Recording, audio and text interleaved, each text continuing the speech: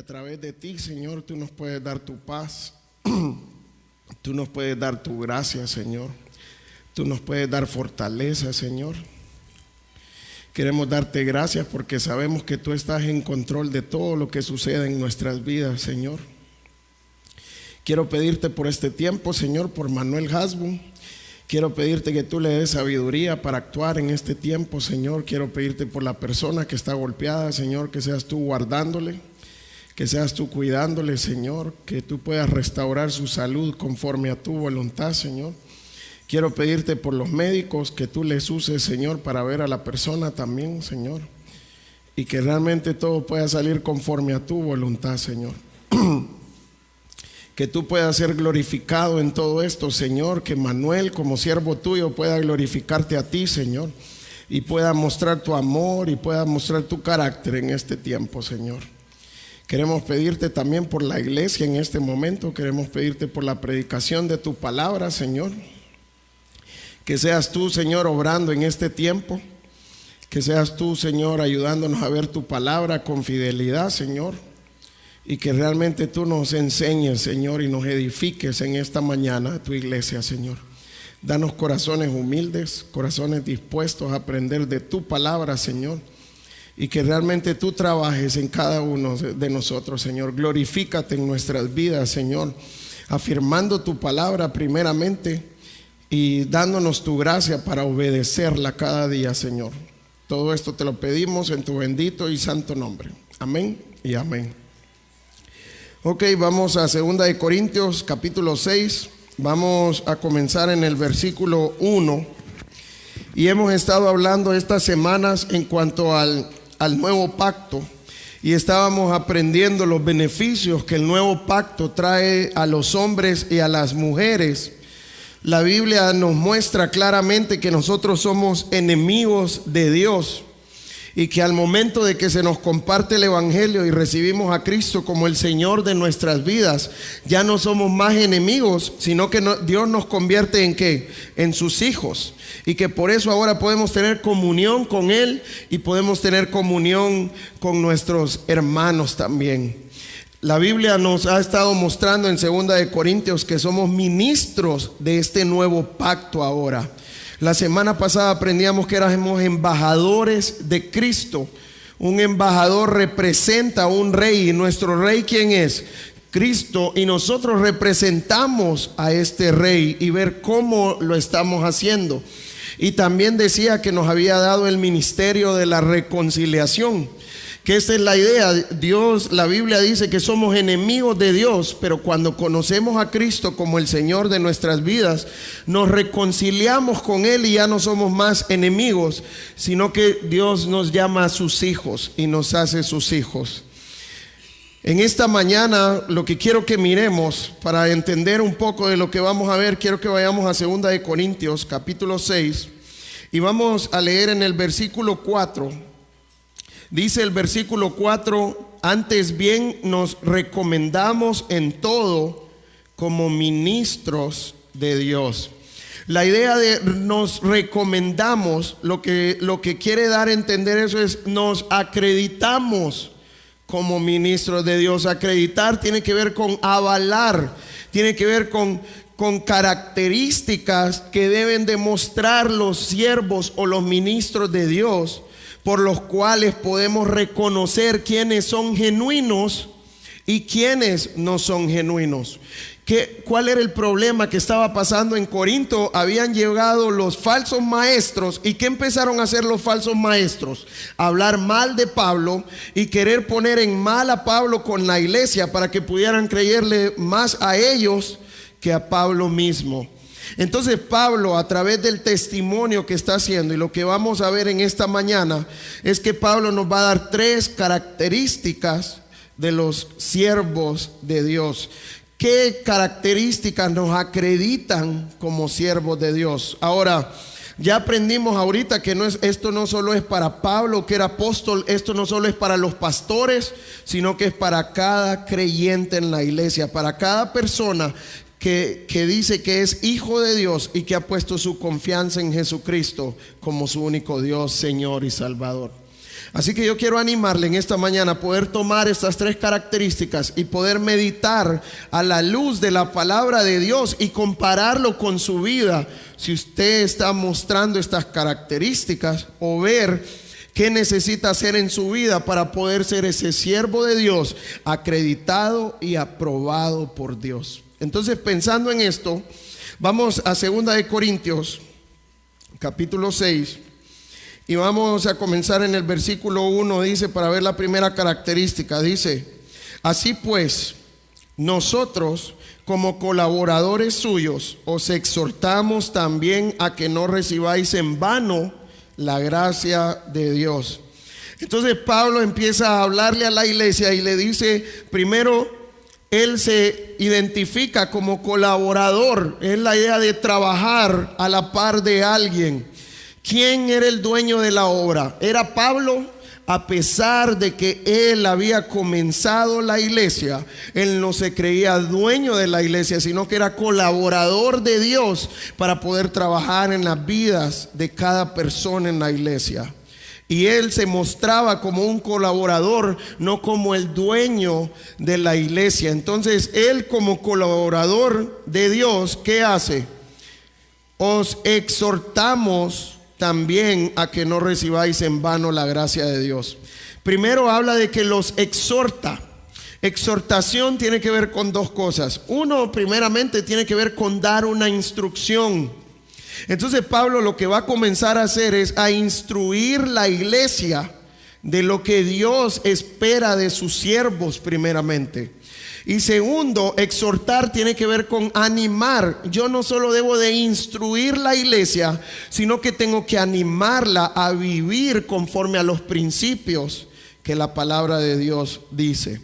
Ahora, ¿esto es trabajo solo del pastor o de cada ministro de Dios? De cada uno de nosotros. Debemos instruir a nuestros hermanos, pero también debemos de animarles a que eso sea real en sus vidas.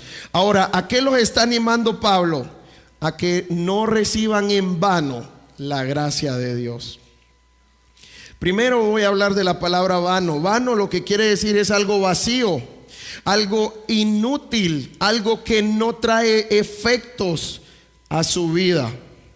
Pregunta: ¿cuántos hemos recibido la gracia de Dios? Cada uno sabe. Y la gracia de Dios, a veces pensamos que solo está hablando de la salvación, pero la gracia de Dios, bueno, tiene que ver con la salvación, pero la gracia de Dios, cuando yo lo recibo, trae muchos efectos a nuestras vidas. Ya miramos que uno de sus efectos es traer santidad y salvación a nuestras vidas.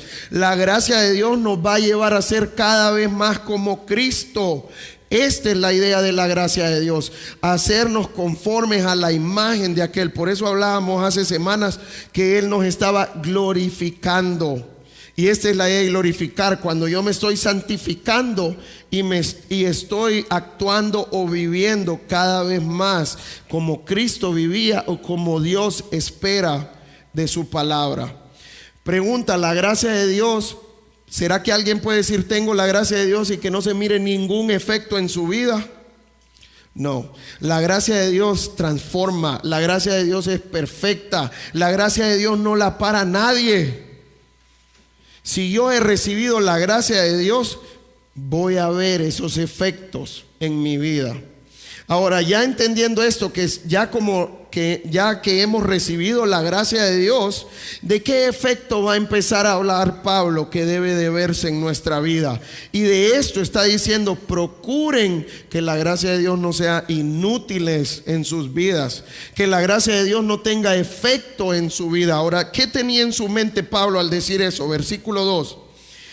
Porque dice: he aquí ahora el tiempo aceptable, he aquí ahora el día de la salvación. No lo leí todo, creo. Porque dice: en tiempo aceptable te he oído, y en día de salvación te he socorrido. He aquí ahora el tiempo aceptable, he aquí ahora el día de la salvación. Pablo agarra una frase que fue utilizada en Isaías. Y se le empieza a decir a la iglesia, entonces dando como el por qué él está diciendo esto, de qué efecto está hablando. Entonces dice, porque dice, en tiempo aceptable te he oído y en día de salvación te he socorrido. Ahora, ¿cuándo dice Pablo que es el día de la salvación? Mañana, pasado, es hoy el día de la salvación. Y cuando yo leí este pasaje, lo que me acordé fue cuando el pasaje en Mateo capítulo 9, cuando Cristo está con sus discípulos y empieza a decir que los campos ya están listos para la siega. Ahora Él le dice, alcen los ojos, que los campos ya están listos para la siega. Pero también les dicen, oren, porque dice, mas la mies es mucha, pero ¿cuántos obreros hay? Pocos. Entonces, ¿qué les dice a sus discípulos? Oren para que vengan obreros a su mies, para que puedan recoger el fruto. Ahora, ¿qué es lo que Pablo está hablando? Y eso es lo que pasa cuando uno siembra una tierra. Cuando ya viene la mies de lo que va a sembrar, cuando viene el tiempo de cosecha, de recoger la cosecha, ¿qué pasa? El dueño espera que caiga la cosecha al piso. No, contrata gente para que venga y tome el fruto y poder usarlo también el fruto. Y esa es la misma idea. Entonces, ¿qué está haciendo Cristo? Levanten la cabeza, alcen sus ojos, miren, los campos ya están listos para la siega. ¿Qué les está diciendo? Ustedes necesitan ir a segar, ustedes necesitan ir a recoger. ¿Y qué es lo que Pablo está diciéndole a Corinto? Entonces, he aquí ahora el día de la salvación. Ustedes tienen que ir a recoger esa cosecha. ¿Cuántas excusas ponemos nosotros para no compartir el evangelio? Muchas. Ponemos excusas como no tengo tiempo, ponemos excusas como no puedo, ponemos excusas como yo no tengo el don, que vayan los que tienen el don. Pregunta, ¿la gran comisión solo es para los pastores? ¿La gran comisión solo es para los que tienen el don de evangelismo? ¿Para quiénes es la gran comisión? Para cada creyente que hay en la tierra, para hombres y para mujeres que son creyentes, y Dios los mandó para eso. La Biblia dice que todo aquel que invocar el nombre del Señor será salvo, pero dice, ¿cómo pues invocarán en el cual no han creído? ¿Y cómo creerán en aquel en quien no han oído? ¿Y cómo oirán si no fueren enviados? Y por eso dice, hermosos son los pies de los que anuncian la paz. Si nosotros queremos que la gente obtenga salvación, ¿cuál es el método que Dios estableció para que la gente se salve? ¿Que las piedras hablaran? ¿Qué piensan? ¿Que los animales hablen? No, el método que Él estableció es que sus hijos, su iglesia, salgan y compartan el evangelio. Entonces, ¿cuál es la primera característica que vamos a ver de los siervos? La primera característica, si me ayudas con la primera, el siervo del Señor tiene pasión por la salvación de otros. El siervo de Dios se preocupa por la salvación de otros. Y yo quiero que usted piense en este momento, ¿realmente yo pienso en la salvación de otros? ¿Realmente yo me preocupo porque otros sean salvos? ¿Sabe qué me ha ayudado mucho a mí? A veces cuando uno no invierte en algo, uno no le tiene interés a eso. Y le voy a poner un ejemplo. A mí no me gustan los videojuegos, ni me gustan esas consolas de videojuegos. Tal vez yo puedo jugar un juego de una consola. Entonces a mí no me importa lo que saquen de las consolas o de los videojuegos o de las cosas que salgan. Ahora yo les voy a decir una cosa. Si yo realmente empezar a invertir en una de esas consolas, ¿qué creen que va a pasar conmigo? Voy a empezar a ver cómo funcionan, voy a empezar a ver cómo las recibe la gente, voy a empezar a probar los juegos y después voy a llegar a donde los programadores, fíjate que este juego no me gusta, esto se lo puedes cambiar. Fíjate que en esta consola no me gusta, he visto otra que es más amigable, no podemos hacer eso. Cuando yo invierto en algo, ¿qué es lo que sucede en mí? Empiezo a interesarme en algo, aunque no me guste muchas veces. Si usted quiere empezar a interesarse en la salvación de otros, ¿qué necesita empezar a hacer usted primero? Invertir en la salvación de otros. Ahora, hay varias maneras de invertir. Primero, debemos de orar por la salvación de otras personas. ¿Sí? Dios habla que oremos porque otras personas puedan venir a Cristo. Dios habla que oremos que el Señor pueda abrir puerta para compartir el evangelio de la gracia de Dios, el evangelio que trae salvación.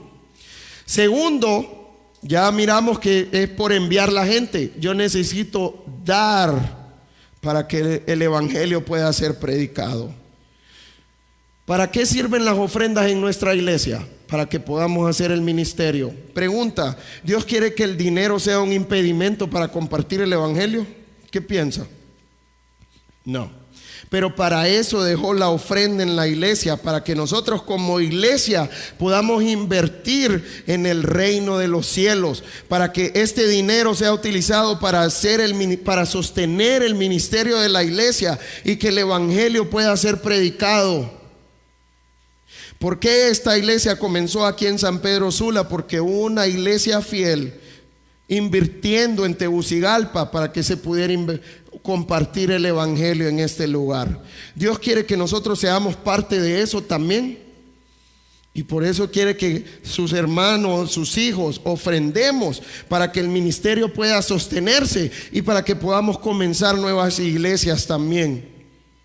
Tercero, ¿solo tengo que esperar que los pastores vayan a evangelizar o ciertos hermanos de la iglesia? No, la responsabilidad es mía también y yo necesito empezar a hacerlo, y si no puedo, necesito empezar a capacitarme primero para poderlo hacer como el Señor quiere y para poderlo hacer con fidelidad. Y yo quiero decirle una cosa: cuando usted empiece a compartir el evangelio e invertir como estamos hablando, usted va a ver lo que Dios va a hacer en su vida y en su corazón. Y va a ver el gozo que Dios va a poner, un gozo inexplicable que no lo da nada en esta tierra. Y usted no va a querer parar de seguir invirtiendo en esta parte. Así que yo quiero animarle, sea un hombre o una mujer que tiene pasión por la salvación de otras personas, invierte en el evangelio. Y déjese usar por el Señor, y usted va a ver el gozo que Dios le va a dar y no va a parar de hacerlo. Así que yo quiero animarles a estar pendientes, a tener pasión por la salvación de otras personas. Ahora, la actitud o la manera como yo lo hago es indispensable también, y es importante, y es lo que va a empezar a hablar el versículo 3 para ver la siguiente característica. No damos a nadie ninguna ocasión de tropiezo, para que nuestro ministerio no sea vituperado. ¿De qué tipo de tropiezo está hablando Pablo aquí? Porque tenemos diferentes conceptos de ser piedra de tropiezo muchas veces. Primero, yo necesito ver qué tan importante es esto de ser piedra de tropiezo. ¿Qué tan delicado es para Dios que un hijo suyo sea piedra de tropiezo? Es tan delicado que hasta dejó una ilustración en donde nos dice que el que es piedra de tropiezo, el que haga tropezar a otros, es mejor que se amarre una piedra de molino al cuello y que sea tirado al fondo del mar. Saben, la primera vez que yo leí esta ilustración que daba el Señor, yo no entendía, porque mi abuela tenía una piedra de molino, pero era así de chiquita, y yo decía, que me amarren eso al cuello y que me tiren al fondo del mar. Yo no le veo ningún problema. Pero cuando comencé a estudiar la palabra de Dios y cuando empecé a ver lo que significaba la piedra de molino de la que hablaban en ese pasaje, está hablando de una piedra de molino inmensa, más grande y mucho más pesada que nosotros. ¿Qué pasa si nos amarran una piedra inmensa y más pesada que nosotros al cuello y la tiran al mar?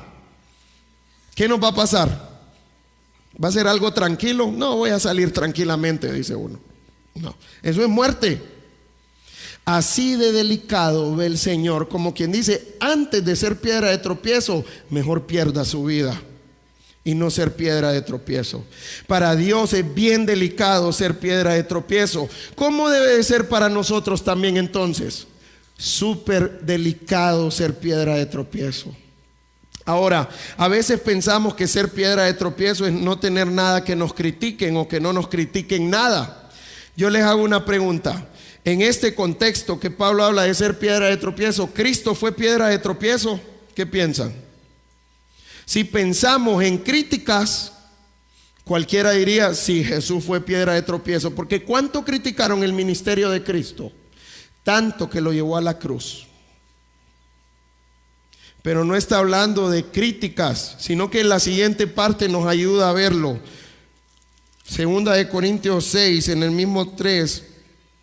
No damos a nadie ninguna ocasión de tropiezo para que nuestro ministerio, está hablando, no sea que vituperado. Y nosotros pensamos que vituperado solo tiene que ver con críticas.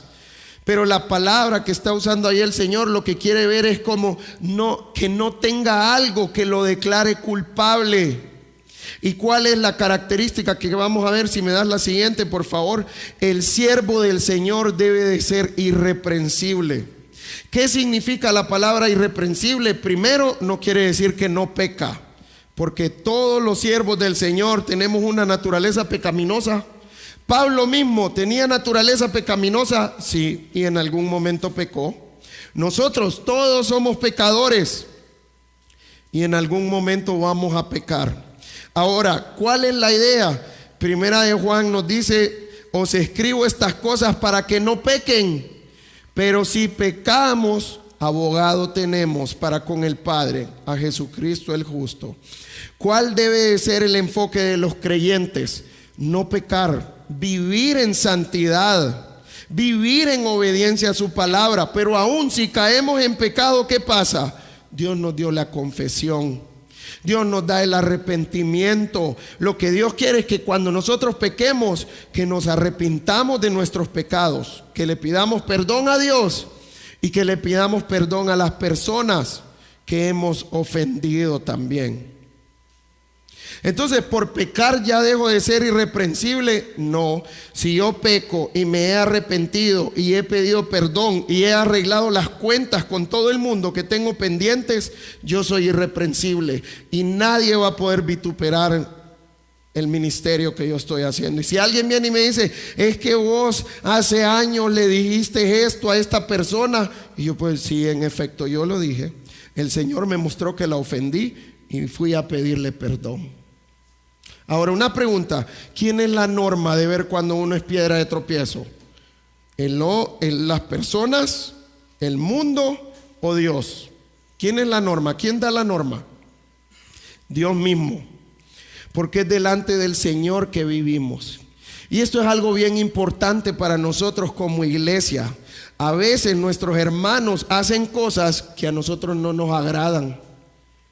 Y es donde yo necesito ver si lo que mi hermano está haciendo es un gusto mío, que a mí no me gusta, o es realmente que algo que la palabra de Dios muestra como algo que le desagrada. Ahora, si yo no encuentro ningún principio que diga que eso es desagradable a Dios, ¿qué es lo que nos está mostrando el Señor entonces a nosotros? Que es un gusto mío y que necesito respetar a mi hermano. Ahora, si Dios me muestra un punto que a Él no le agrada, yo necesito ir a mi hermano y corregirlo con amor también. Y esta es la parte en donde necesitamos ser irreprensibles cada uno de nosotros, en donde no tenemos cuentas pendientes, no que no pecamos, sino que cada pecado que el Señor me muestra, yo pido perdón, lo confieso y me aparto. Y es Dios quien da las normas, es Dios quien muestra qué es lo que le agrada y qué es lo que no le agrada también. Así que yo quiero animarles a ser siervos irreprensibles delante del Señor, y que de esta manera usted no va a ser piedra de tropiezo para nadie, y su ministerio no es que no lo van a criticar, sino que no va a ser vituperado. No van a encontrar algo en donde usted pueda decir: usted está haciendo eso y usted no lo ha reconocido. Así que ese es nuestro trabajo delante del Señor, rendirnos a Él para que Él nos ayude a ser irreprensibles como Él quiere que seamos. Ok, vamos al versículo 4 para ver la siguiente característica.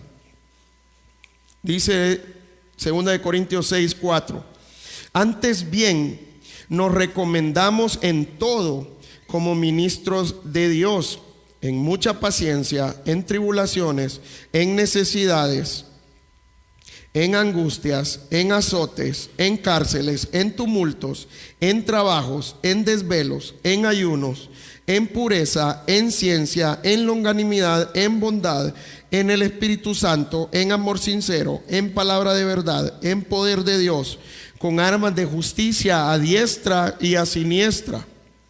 Versículo 8. Por honra y por deshonra, por mala fama y por buena fama, como engañadores, pero veraces, como desconocidos, pero bien conocidos, como moribundos, mas he aquí vivimos, como castigados, mas no muertos, como entristecidos, mas siempre gozosos, como pobres, mas enriqueciendo a muchos, como no teniendo nada, mas poseyéndolo todo. Nuestra boca se ha abierto a vosotros, oh Corintios. Nuestro corazón se ha ensanchado, no estáis estrechos en nosotros, pero sí sois estrechos en vuestro propio corazón. Pues para corresponder del mismo modo como a hijos hablo, ensanchaos también vosotros. Entonces, para ver la siguiente característica, vamos a comenzar en el versículo 4 diciendo: antes bien nos recomendamos en todo como ministros de Dios. Entonces, esa idea de nos recomendamos, ya hablamos que es acreditado, pero la característica que vamos a ver en esta mañana es que es aprobado. Cuando yo estoy en un curso, en el colegio o en la universidad o en lo que sea, y nos hacen un examen final, ¿cuál es la finalidad de ese examen final? Ver si estoy reprobado para repetir la clase, o si soy aprobado, ¿para qué? Para poder continuar en mi estudio libremente. Y esta es la misma idea con los siervos del Señor. Nosotros debemos de ser siervos reprobados o siervos aprobados. Si yo soy un siervo reprobado, yo necesito ver qué tengo que hacer. Y si soy un siervo aprobado, yo debo de servir libremente al Señor. Y lo que está hablando es que vamos a poder ver en la vida de los siervos que los acreditan como verdaderos siervos del Señor. Y la lista es bien grande, pero vamos a dividir la lista en 4 grupos para poder ver de qué está hablando cada uno de los grupos. Entonces ya miramos la idea de ser aprobado y vamos a ver qué cosas son las que nos acreditan como siervos del Señor, como ministros del Señor. Y para ver el primer grupo vamos a leer versículos 4 y 5. Solo quiero resaltar antes de entrar a los grupos. Primero dice: antes bien nos recomendamos en todo como ministros de Dios en mucha ¿qué? ¿Qué significa paciencia? Tiene que ver con constancia. El siervo del Señor debe de ser constante. El siervo de Dios debe de ser perseverante en lo que está haciendo. Ahora debe de ser constante en lo que Dios le manda como siervo del Señor. Y sin la constancia nosotros no podemos ser siervos de Dios y mostrarlo a las personas. Entonces, ¿en qué necesitamos tener paciencia? En la primera lista dice, versículo 4, después de en paciencia, dice: en tribulaciones, en necesidades, en angustias, en azotes, en cárceles, en tumultos, en trabajos, en desvelos, en ayunos. Pregunta: si yo tomara esto literal, de que para mostrar que soy siervo de Dios tengo que pasar por estas cosas, ¿quién de aquí se llamaría siervo de Dios? ¿Alguien ha estado en la cárcel? Yo nunca he estado en la cárcel y espero no estar. ¿Alguien ha estado en tumultos? Creo que sí he estado en tumultos, pero por otras cosas, no por lo que pasó Pablo. ¿Alguien ha estado en necesidades? Lo que quiero que miremos es que son cosas personales en Pablo. Pero ¿qué es lo que quiero que entendamos de lo que Pablo está tratando de decirle a los corintios? Lo que está tratando de decirle a los corintios es esto. Él dice que estuvo, miren la lista que saca ahí. Antes, en tribulaciones, está hablando de las tribulaciones que él pasó. En necesidades, ¿qué significa necesidades? Cuando yo tengo una necesidad. ¿Cuántas veces pasó Pablo sin comer? ¿Cuántas veces pasó Pablo que no tenía ni dónde dormir? Pablo habla que estuvo como náufrago en el mar cuando se hundió el barco en el que iba, y estuvo días náufrago. ¿Pasó hambre Pablo, sí o no? ¿Tenía sed? Seguro que tenía sed. Y aunque había mucha agua, el agua salada no es igual. Entonces él tuvo necesidades. ¿Qué más dice en la lista? Dice en angustias, en azotes. ¿Cuántas veces fue azotado Pablo? Muchas veces, lo hemos estado leyendo. En cárceles. Pablo estuvo en la cárcel. En tumultos. En tumultos es la idea de motines. Cuando hay un relajo donde hay un montón de personas. ¿Saben cuál es la diferencia entre los motines que hemos estado nosotros a los que estuvo Pablo? Que a él era el que querían agarrar las multitudes. Y de ahí dice en trabajos, en desvelos y en ayunos. Ahora, ¿cuál es la peculiaridad de todo esto? ¿Por qué Pablo estuvo en la cárcel? ¿Por ladrón? No, estuvo por compartir el evangelio y por hacer el ministerio. ¿Por qué Pablo estuvo en tumultos? Porque fue cuando hablamos la última vez que por los que llevaban las estatuillas de Diana, que porque Pablo estaba compartiendo el evangelio les estaba botando el negocio y toda esa gente quería lincharlo por compartir el evangelio, porque estaba botándoles el negocio. ¿Por qué Pablo era azotado? Por compartir el evangelio y por hacer el ministerio también. Entonces, ¿cuál es la idea? ¿Por qué vamos a ser aprobados? No por esta lista de cosas, sino por las circunstancias que nosotros pasamos en el ministerio. Por todo lo que yo paso por compartir el evangelio o por enseñar la palabra de Dios a otras personas. De este tipo de cosas está hablando Pablo. ¿Qué me acredita como siervo del Señor? Lo que yo paso por compartir el evangelio y por predicar la palabra de Dios. Ahora yo le hago una pregunta. ¿Esto es lo que la iglesia está predicando en este tiempo? ¿Qué piensa? Aún hay una iglesia que su eslogan dice: pare de sufrir. Pero cuando vemos la palabra de Dios, vemos el sufrimiento por todos lados, ¿sí o no? Ahora, ¿cuál es la diferencia? ¿Por qué debemos de sufrir? No por nuestro pecado, porque lo merecemos, sino por ser siervos del Señor, por compartir el evangelio y por predicar la palabra de Dios. Y saben, cuando ustedes empiecen a hacer eso, los ataques van a ser frontales. No se van a ir por las bandas los ataques, van a ser frontales. Pregunta, ¿debemos de tener miedo? ¿Cómo comenzó Pablo diciendo? Los exhorto, los animo. Los ataques por compartir el evangelio no debemos de asustarnos. Y hace unas semanas decíamos, cuando Pablo decía, el hombre exterior está desgastado, pero el hombre interior, ¿cómo está? Se renueva de día en día, y decía que por eso no desmayaba, por predicar el evangelio, y Cristo era el que lo sostenía realmente. Entonces no tengamos miedo cuando vengan los ataques. Es más, si no vienen ataques por servir al Señor, debo de preocuparme más bien, sí o no, porque eso indica que lo que estoy haciendo es que no estoy sirviendo al Señor. Cada vez que yo predique el evangelio y predique la palabra de Dios, van a venir ataques a nuestras vidas, y eso nos certifica o nos acredita o nos avala como siervos de Dios. Ahora vamos a ver el siguiente grupo.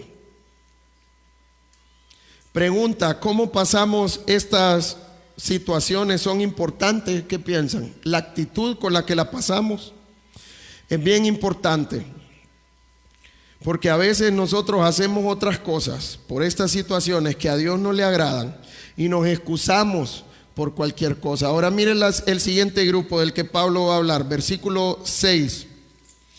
Dice: en pureza, en ciencia, en longanimidad, en bondad, en el Espíritu Santo, en amor sincero, en palabra de verdad, en poder de Dios, con armas de justicia a diestra y a siniestra. Ok, hasta ahí. Entonces, ¿de qué está hablando aquí ahora? Pablo empieza a hablar que otra cosa que nos acredita va a ser por el carácter. La idea de carácter tiene que ver con una marca. ¿Alguna vez a ustedes les han dicho, es que usted tiene el carácter de su papi? Cuidado, que a veces es o a lo malo o a lo bueno también, ¿verdad? Usted es igualito a su papi. ¿Cómo ayuda a las personas? O puede ser usted bravo como su papi, definitivamente. ¿Cuál es la marca que estamos mostrando nosotros? Ahora, la idea de carácter no tiene que ver con nuestro carácter, tiene que ver con el carácter de Dios. Es la marca que Dios ha puesto en nosotros, que Dios quiere en nosotros. Cómo Dios quiere que nos comportemos en cualquier circunstancia, aunque sea por predicar el evangelio, porque nosotros somos expertos para excusarnos. Y vamos a ver la lista para poder verlo. El primero que dice es en pureza. ¿Qué significa pureza? Es abstenerse de los deseos carnales. Una pregunta: ¿cómo uno quiere actuar con una persona que lo está dañando? ¿Cómo quiere actuar uno con esas personas? Entonces, el mismo daño que me están haciendo a mí, yo quiero que ellos sufran. O a veces venimos y nos ponemos con cólera y empezamos a atacar. Pero la Biblia nos muestra claramente: quítense de vosotros toda amargura, que es falta de perdón. De ahí va en orden ascendente, va el enojo, de ahí a la ira y de ahí a la gritería, y termina después hasta maquinando el mal para las personas. Eso es lo que nuestra carne quiere hacer cada vez que nos ofenden. Pero ¿qué tenemos que hacer nosotros como ministros de Dios? Mostrar la pureza de Dios. ¿Y cuál es eso? Abstenerse de los deseos carnales. Eso es la idea de pureza. No dejar que la carne salga y haga lo que quiera, sino que debo de controlarla.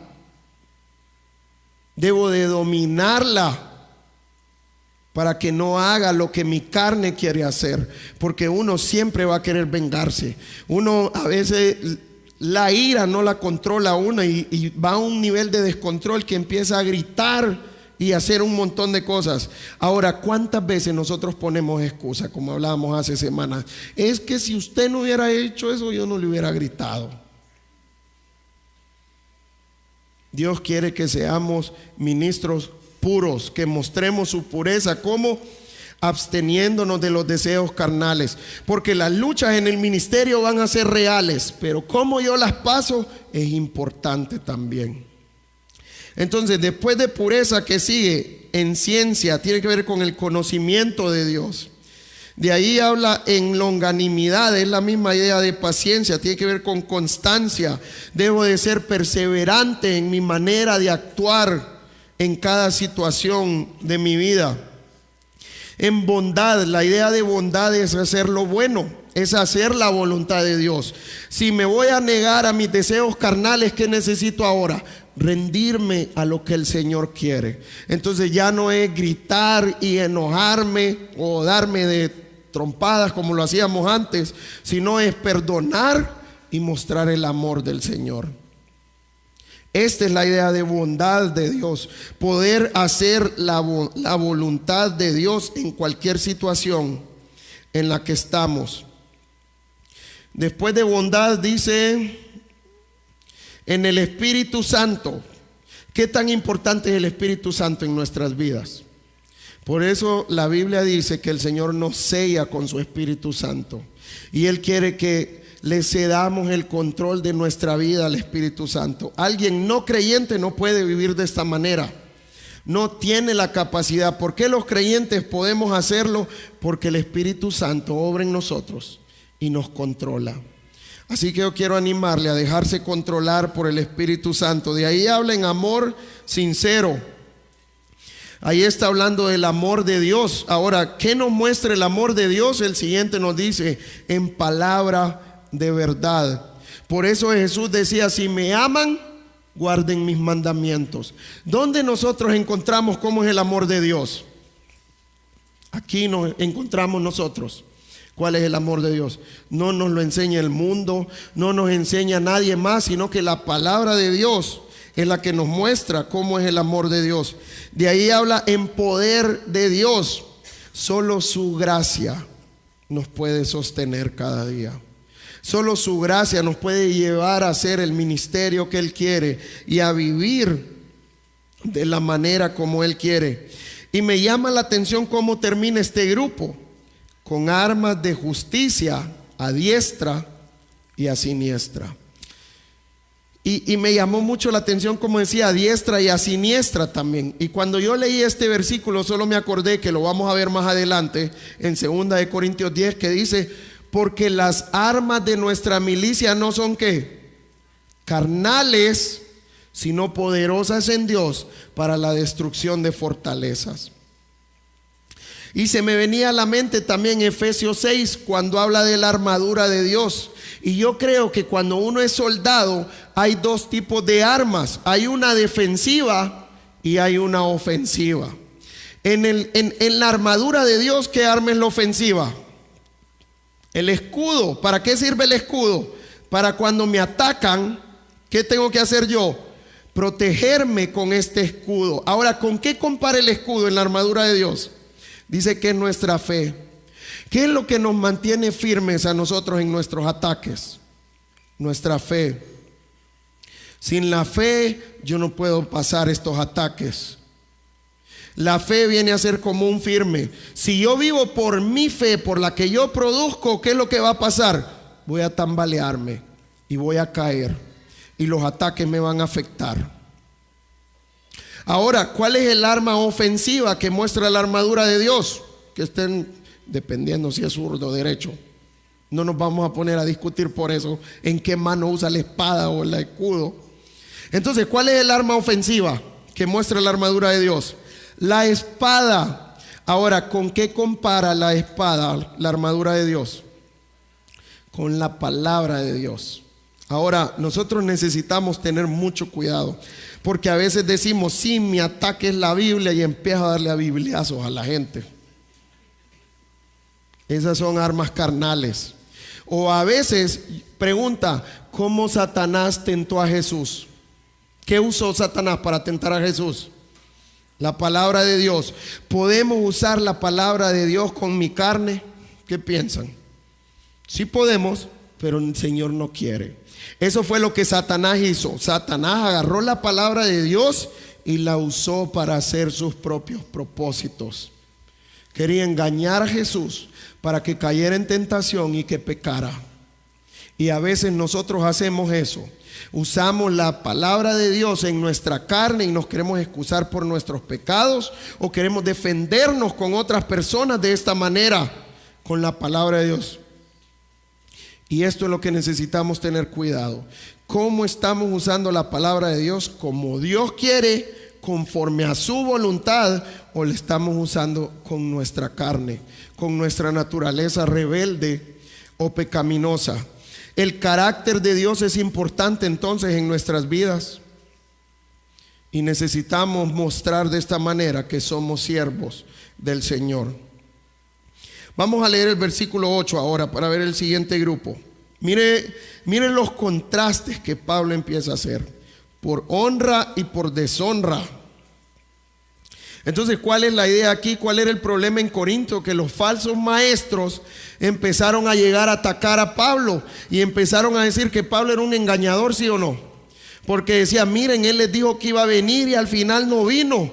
Es mentira todo lo que él dice. Y por eso Pablo empieza a escribirles, para poderles explicar por qué él no llegó, por qué él cambió sus planes. Y es lo que hemos estado viendo.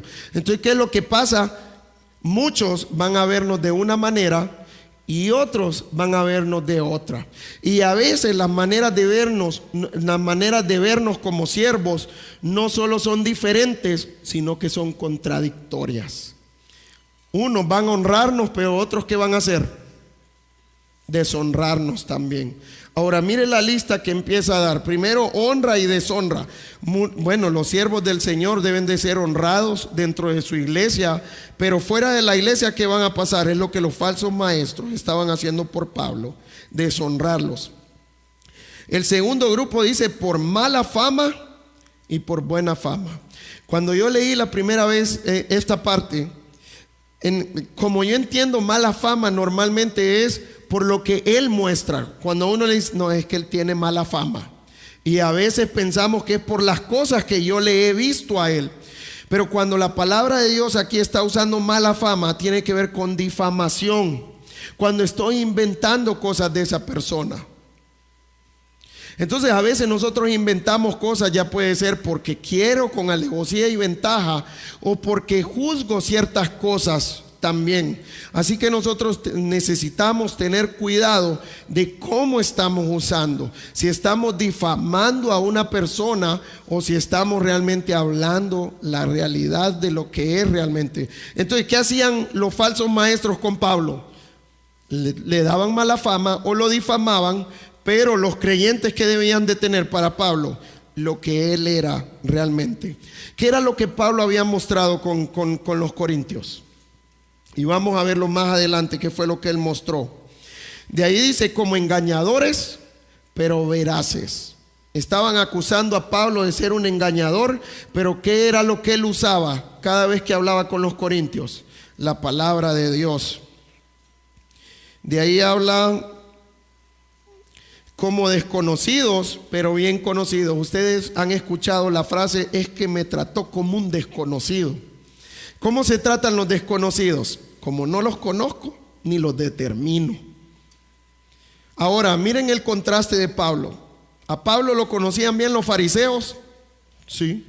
Pero cuando él conoció a Cristo, ¿cómo lo trataron? Como un desconocido. Querían irse en contra de él más bien. Ahora, cuando él no conocía a Cristo, ¿cómo lo miraban los creyentes? Ahí viene el que nos quiere matar, el que nos quiere agarrar. Y cuando él recibió a Cristo, ¿cómo lo recibieron los creyentes? Tenían miedo. Y Bernabé fue el único, vamos a servir allá. Y Bernabé le ayudó a entrar con los cristianos y que pudieran conocer genuinamente a Pablo también. Ok, la siguiente, ¿cuál habla? Dice, ya me perdí en dónde estoy, en el 9. Como moribundos, mas he aquí vivimos. Pablo decía que el cuerpo estaba desgastado. A saber cómo se miraba Pablo, que decía que como moribundo estaba. Y las aflicciones pegan en el cuerpo, pegan físicamente, lo hacen sentir mal a uno. Pero ¿cómo estaba Pablo? Decía, pero vivimos. Y lo decía con convicción también. Dice, como castigados, mas no muertos, como entristecidos, mas siempre gozosos. Pregunta, ¿hay cosas que nos van a causar tristeza a los siervos de Dios? Pero por encima que está el gozo del Señor. Y necesitamos refugiarnos en el gozo del Señor también. Dice, como pobres, mas enriqueciendo a muchos. ¿Cómo eran los siervos del Señor en este tiempo? Cristo tuvo riquezas, ¿qué piensan? No tenía ni dónde recostar su cabeza. Pablo pasó necesidades, no tenía ni dónde recostar su cabeza tampoco. Ahora, en este tiempo, ¿cómo se miran los siervos del Señor? El que no tiene dinero no es siervo del Señor, dice la gente, o está en pecado. ¿Pero por qué? Porque el enfoque está en lo terrenal. Ahora aquí está diciendo, como pobres, pero dice que enriquecidos o qué, enriqueciendo a otros. Porque somos ricos en espíritu, debemos de enriquecer a otras personas de la misma manera. ¿Y qué era lo que Pablo estaba haciendo con cada persona que venía a él? Los enriquecía espiritualmente. Y ahí el siguiente en la lista es, como no teniendo nada, más poseyéndolo todo. Ahora mire el versículo 11 para hablar la siguiente lista. Entonces, ¿cuál es la siguiente característica por la contradicción de opiniones? Muchos van a pensar una cosa, pero realmente vamos a hacer otra. Hasta Cristo pasó por esto, lo pasó Pablo, lo pasó Pedro, lo pasaron todos los siervos del Señor. ¿Lo vamos a pasar nosotros también entonces? Claro que sí. Y para ver el último en esta mañana dice, nuestra boca se ha abierto a vosotros, oh Corintios, nuestro corazón se ha ensanchado. Pablo empieza a hablar del amor que le tenía a los corintios, y por amor fue que él empezó a abrir su boca. Ahora, ¿qué hablaba Pablo cada vez que abría la boca a los corintios? Su palabra. Y este tiempo verbal está en un tiempo perfecto, y lo que está diciendo que lo que sucede en un punto podemos ver los efectos en el presente. Pablo pudo ver los efectos en la iglesia de Corintio cuando él empezó a hablar la palabra de Dios. Claro que sí, él pudo ver la obra que Dios estaba haciendo en esta iglesia. No era una iglesia perfecta, pero Pablo podía ver el crecimiento de la iglesia a través de sus enseñanzas, a través de mostrarles la palabra de Dios. Ahora, ¿por qué Pablo actuaba así con los corintios? Por el amor que les tenía. ¿Cuánto amor mostró Pablo a los corintios? Mucho amor. Ahora, mire lo que dice en el versículo 12. No estáis estrechos en nosotros, o sea, en nosotros no hay ningún problema, pero sí sois estrechos en vuestro propio corazón. Y lo que Pablo está tratando de decir ahí es cuál era el trabajo que estaban haciendo los falsos maestros. Estaban queriendo desacreditar a Pablo. Y pueda que muchos creyentes de la iglesia habían caído en el engaño de los falsos maestros. Y Pablo les está diciendo, estamos estrechos en su corazón. Ahora mire cómo concluye con el versículo 13. Pues para corresponder del mismo modo como a hijos hablo, ensanchaos también vosotros. ¿Qué es lo que Pablo está diciendo? Así, de la misma manera que yo los amo, yo quiero pedirles que ustedes me amen a mí, que amen a los siervos del Señor. ¿Cómo vamos a ser identificados como siervos del Señor? Por el amor que nos estamos mostrando. A veces nuestros hermanos caen, sí caen, pero ¿cómo debemos de ir a levantarlos? Con amor. Y eso es lo que Gálatas 6 habla. Si su hermano fuere sorprendido en alguna falta, vosotros que sois espirituales, ¿qué hay que hacerlo? Restaurarlo con espíritu de mansedumbre. Y me encanta la siguiente parte que dice, considerándote a ti mismo, no sea que tú también seas tentado. Yo quiero animarles que nos identifiquen como una iglesia amorosa, que nos identifiquen como siervos amorosos, y que realmente usted pueda agarrar lo que miramos en esta mañana y decir, ok, tengo estas características en mi vida, ¿o qué necesito hacer? Y la idea no es esforzarse por mostrar esas características, sino esforzarnos en rendirnos al Señor, y Él es el que va a producir estas características en nuestras vidas. Y esto nos va a dar libertad para servir y para mostrar el amor con las personas. Vamos a orar. En esta mañana, Señor, yo quiero darte gracias por este tiempo. Yo quiero darte gracias, Señor, por la obra que tú estás haciendo en tu iglesia, Señor, en tus hijos. Quiero pedirte por cada uno de nosotros, Señor, que tú nos permitas seguir creciendo en ti, Señor. Que tú nos permitas esforzarnos para rendirnos a ti, Señor, y que a través de rendirnos a ti, Señor, tú puedas producir estas características en nuestras vidas, Señor. Que estas características puedan ser reales en nosotros, Señor. Ayúdanos a hacer una iglesia que tenga pasión por las personas que no te conocen, Señor. Que tenga pasión porque muchas personas puedan conocerte a ti como su único Dios, Señor y Salvador. Y que lo mostremos, Señor, a través de la inversión que estamos haciendo por esto, Señor. Tanto dando como orando y haciéndolo cada uno de nosotros también. Y que tú uses esta iglesia para que muchas personas puedan conocerte a ti, Señor. Ayúdanos a rendirnos a ti para tener tu carácter, Señor. Ayúdanos a rendirnos a ti para mostrar tu amor de la manera como tú quieres, Señor. Líbranos de la división, Señor. Líbranos de la amargura, Señor. Que realmente nos amemos unos a otros. Y que podamos con amor, Señor, corregirnos y amarnos de esta manera. Que realmente seas tú obrando en cada uno de nosotros. Y que podamos mostrar que somos auténticos siervos tuyos, Señor. Siervos que te aman a ti por sobre todas las cosas y que por eso servimos a otras personas y hacemos el ministerio. Todo esto te lo pedimos en tu bendito y santo nombre. Amén y amén.